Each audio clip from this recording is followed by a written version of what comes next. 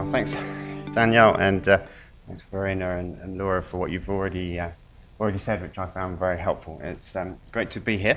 As Danielle said, I'm going to share just a few insights from our work with the DFID-funded Future Agricultures Consortium on the work we've been doing on the political economy of agricultural policy in Africa, and also sharing just one or two reflections on actually being involved in that work. Some of our outputs have come out in a recent issue of Development Policy Review, and there are plenty of working papers on the Future Agriculture's website that you can look at if you're interested. As Danielle said, it's about the last 5 years that I've got into political economy analysis, and one of the first things that I discovered as I looked for some African political scientists who I could work with on this was that life is very different as when you're doing political economy compared to when you're doing agricultural economics. And finding people who were willing to work on this was quite a challenge. And I very quickly realized that if you're an agricultural economist and people don't like what you say, they just ignore you. If you're a political scientist and governments don't like what you say, you get in big trouble. And so one of my colleagues was under death threats directly from his president for a year very soon after I took over. Not for something he'd said with our work, but for something he'd said in related work. And at least one of my other colleagues, I had huge admiration for him. Not that he had to be too careful about what he said, but he had to be incredibly careful about what he did with it. If he used it to mobilize anybody, he knew that straight away he would be locked up. And so it's a slightly different world, and it presents some challenges for actually doing the work.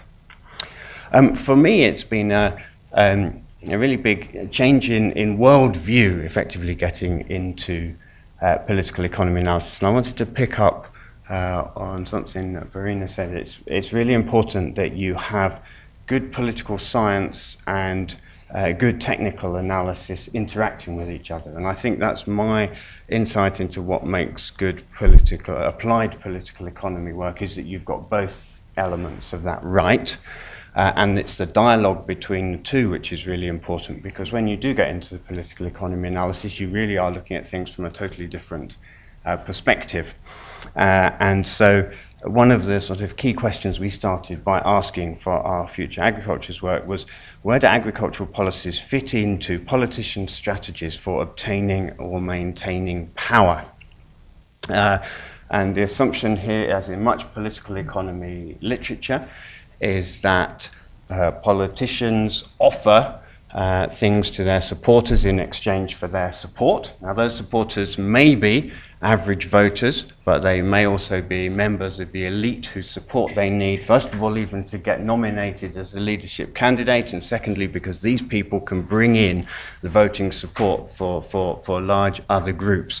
And particularly when you're looking at what support is being given to these other elite members, the sorts of things that they're wanting may not be consistent with the pro-poor policies that the governments have signed up for. And you can have quite a big divergence between the formally stated policies of your government on what the leaders actually perceive they have to deliver in order to get power. And politicians will say, well, we have to get power first in order to do something with it. But the question is, what promises have they made en route?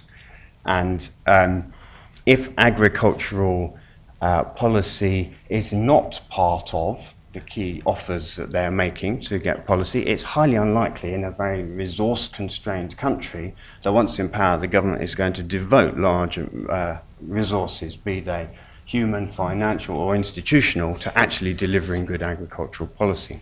If agricultural policies have been part of that offer that they've made on route, well, the key question is, what types of policies have been promised? Because those are the ones that are going to receive or be pursued with the greatest vigor once they're actually in power. So IFPRI had this great book on millions fed and successes in agricultural policy. I like to think that you have a technical story for each of those. Why did these things work? But actually you need to complement that. What was the political story why each of these things worked? And we're looking for policies at the intersection of what's good technically and what is politically feasible. We have looked particularly at opportunities presented by democratisation. This is a huge change that's gradually coming into Africa. The fact that it's already been going 20 years suggests we're not talking about instantaneous changes here. But there are reasons for believing that it will make a really big difference eventually in what's feasible in agricultural policy. So think at the start of a structural adjustment period, one of the dominant narratives was on agricultural policy was urban bias, governments prioritising the interests of relatively small but influential groups in urban areas, leading to heavy taxation of agriculture or neglect of agricultural investment. In theory, democratisation should at least partially counter this, because now every 4 or 5 years the rural majority have a chance to hold governments accountable for what they have or haven't delivered. The key question then is, what are people exchanging their votes for? Is it good agricultural policy or is it other things?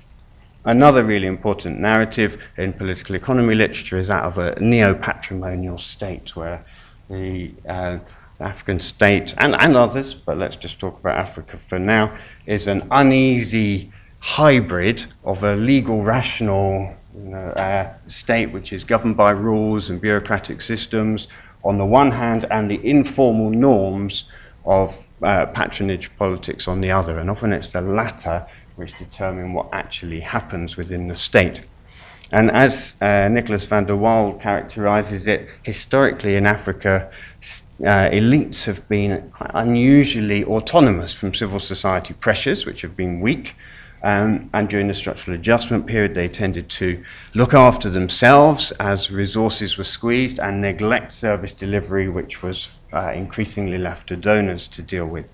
And within this system, state agencies are treated not as vehicles for delivering effective policy, but as sources of rents for the influential people who are given control over them. And that's totally destructive of state capacity. And when Verena talks about the fact that now we're in a position where politicians might want to deliver something, the capacity is not there to deliver it. With democratisation, the political economy literature suggests that actually the forms of patronage will change, however, and now governments will not just need to look after relatively small numbers of people in the national elite who give them support to stay in power, but they will have to offer something to the population more broadly. And what will that do for policy? One of the things that we have tried to do in our work is look at how political systems influence and constrain the space for agricultural policy, what's politically feasible. I would say that we are very much in favour of country-level analysis, but we have tried to look at types as well that different countries fit into. And the first type, which I would say is probably the dominant type within Africa, are states which do broadly conform to van der Waal's sense of a neopatrimonial state, but which are now subject to regular competitive elections. This can include in our sample countries as diverse as Kenya, Ghana or Malawi. And there is a literature coming out of Afrobarometer survey data and other survey data on what people exchange their votes for. And that literature throws up ethnic allegiance, delivery of local public goods, for example, a new health post or upgrading a local road to a community, private payments to individuals, seeking the support of traditional authorities who then influence the political dynamics in their area, and then into the mix, but by far from being the dominant thing, is the assessment of how governments have actually performed over the previous period. And that's obviously where agricultural policy will fit in, but it's one among many things on which people vote for, and it's certainly not the dominant one, even in rural areas. Now, within those policies, what we have seen, as sort of predicted by theory, is the rise of some mass patronage policies, this idea of new forms of patronage, and we've already touched on fertiliser subsidies, and I think we probably need to cover those in questions. What we don't see is either strong supply of or strong demand for public goods, agricultural research, agricultural extension, efforts to develop soil and water conservation, irrigation management, capacity for policy making. From the policymakers' perspective, they just take too long, generally, to deliver returns that voters will see. If your perspective is just the next election and this is going to take 7-10 years to deliver something, you tend to prioritize something else. It's also difficult because of the nature of public goods to make them discretionary in terms of rewarding your supporters and not your opponents. And on the demand side, we still don't see really strong advocates for public goods as the things that voters should be asking their politicians for. The interest groups who are interposed between the voters on the one hand and the policymakers on the other, saying, this is the most efficient way to generate benefits for you. This is what you should be asking for. We don't see that. If there's a reason for hope in these systems, it's that you would expect there to be an increased emphasis on economic growth over time. From the side of the voters, there is some evidence in Ghana and elsewhere that as more and more electoral cycles are gone through, voters realize that they are selling their votes too cheaply if they just exchange them for a handout. And really, it's much better to have a government that's done something for you for 5 years rather than a government that's done nothing and then come and given you a bag of fertiliser at election time. So there will be learning processes. And on the government side, or politicians' side, you need growth if you're going to pay for ever more ambitious patronage politics, and so you realize you need growth. And therefore, there is a sort of space for making the case about public goods if you understand that public goods are the most efficient way of delivering broad-based economic growth. And the question is, how do you protect the space for that sort of expenditure in the face of these sort of overwhelming pressures for the short term, putting things in voters' hands, which is what's going on at the moment. Quick contrast with those sorts of states, just to show really how the political systems really influence what there is space for and what is likely to happen. Now, I've called these developmental states. That's probably a contentious term. I found this other term the other day, incentivized hegemonic electoral authoritarian regimes. And you can see why I prefer the shorthand, okay? But it's shorthand. In our sample, we're talking Rwanda and Ethiopia. These are places where the government originally took power by force, where elite competition has been restricted, but where the government knows it has to deliver fairly broad-based benefits to its population in order to maintain its legitimacy and also to fend off some really quite credible medium-run threats to its hold on power. And this combination of the medium-term perspective, that it's not the next election that you're fearing so much as the failure to deliver over a slightly longer period of time, means that medium-run perspective, but in a hurry to change things, is actually quite a good set of incentives for investing in public goods.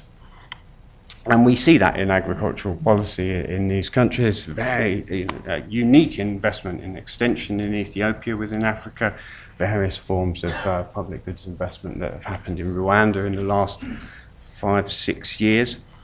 We also see that in these countries, outcomes matter, because it's delivery to the population which ultimately assures your hold on power in the face of these threats. And therefore we see a greater interest in learning what works and what doesn't in these countries than in the others. And critically, given some of the other things we've said, a greater attention to capacity building to design and implement good policies. And these are things that in our textbook model all states do. But actually, we find it's only in these particular states with these particular sets of incentives where these things really happen. Finally, I started writing a list of things for roles for donors, and actually I'm very ambivalent about this whole slide, and perhaps the ambivalence is the most interesting bit about it. On the one hand, this is trying to say, well, if we've got types of countries, are there common things that can be done there? And I think that's a fair enough question. But it does take it away from any sense of country context and who are the actors in those countries. And without actors to work alongside, well, these things are a waste of time. But with that big caveat, if we're thinking about these neopatrimonial states, looking for how can donors really seek to support and promote public goods investment, leaning against the wind, which is all pushing in the opposite direction. And if donors are still delivering much of their agricultural support through projects and programs which are funded more or less directly, well, perhaps that's a little bit more straightforward. If it's working in a budget support context, that's much more complicated and needs more thinking about. I've put some things on institutional architecture. I know that under New Alliance there's an emphasis on this, and under CADUP there's an emphasis on this, an emphasis on joint sector reviews. I'm not sure we have the evidence on this yet, but this is, logically this is seeking to strengthen the legal rational component of the state, and I've particularly emphasized monitoring and evaluation for two reasons. One is delivery is the Achilles heel of these neopatrimonial states, and therefore actually saying what has happened, not what was on paper, is really important. And secondly, if we're going to provide information for voters and for interest groups to start voting on the basis of performance, you need to have much better information than is available at the moment about what works and what doesn't. I don't need to say anything here about the importance of evidence, except that our perceptions from a political economy lens is that evidence is something that is used by people who want to make a case. It's rarely determinative on its own. And there may be only periodic windows of opportunity when there is receptiveness to new ideas because there's been some sort of crisis or shock. At that point, you want to have evidence that you can draw on so that the people who are making the case for change can make it, which means you have to have done the work. You can't then say, well, let's do a 5-year research program now to look into this. So generating evidence is clearly important, but we have to be careful about what our expectations are as to when it will be valuable and how it will be used. I think capacity building for advocates, as sort of farmer organizations and other intermediate groups between voters and policy processes, I think I've said something about. But my final comment is, all of these things will not give you payoffs in less than 5 to 10 years. And this is probably the really critical point for donor thinking. If we have identified that one of the critical weaknesses, particularly in these so-called neo-patrimonial systems, is the huge pressures for short-termism, whereas political economy teaches us that political development is a long-term process. If donors are subject to exactly the same short-term pressures as the people they're trying to be working with, then actually donors are unable to sort of fill in the lack that was missing in the domestic context. And I think this is a message as much to go back to political masters in the donor countries, is that donors are not able to help if they are bound by exactly the same pressures as the people that they're trying to help. And we have to have ways of being able to have a more medium-run perspective in order to be effective.